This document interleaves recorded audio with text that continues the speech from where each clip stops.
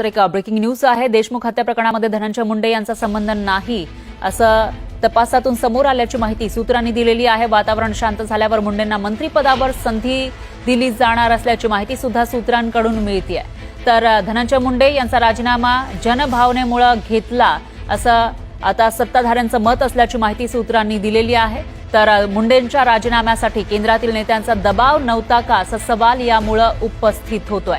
धनंजय मुंडे यांना मागील काही महिन्यांपूर्वी राजीनामा द्यावा लागलेला होता, कारण संतोष देशमुख जे त्यांच्या मतदारसंघातील एका गावचे सरपंच होते त्यांची निर्घृण हत्या करण्यात आली होती आणि त्यानंतर धनंजय मुंडे यांच्यावर राजीनाम्यासाठी दबाव वाढला होता। आणि याविषयी अधिक माहितीसाठी आपले प्रतिनिधी प्रशांत लीला रामदास हे आपल्यासोबत थेट दिल्लीवरून जोडले गेलेले आहेत।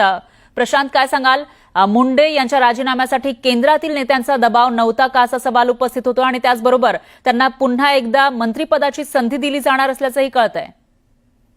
भारतीय जनता पक्षाचे ज्येष्ठ नेते आणि केंद्रीय गृहमंत्री अमित शहा यांनी स्पष्ट केलं होतं की धनंजय मुंडे जर दोषी नसतील तर त्यांचा राजीनामा घ्यायचा प्रश्नच उद्भवत नाही, अशा प्रकारची भूमिका निश्चितपणे स्पष्ट केली होती। आणि या संदर्भात महायुतीच्या बैठकीत देखील त्यांनी या प्रकार संदर्भात स्पष्ट भूमिका सांगितली होती।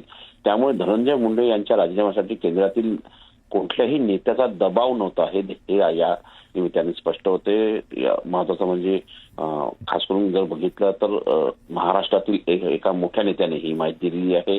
धनंजय मुंडे यांना मंत्रिपद देण्यासाठी संतोष देशमुख प्रकरणात धनंजय मुंडे यांचा कुठलाही सहभाग नाही, हा संदेश जनतेपर्यंत जाणणे गरजेचं आहे। त्यानंतरच धनंजय मुंडे यांचा राजीनामा जो घेण्यात आला आहे तो जनभावनेमुळे घेण्यात आला आहे।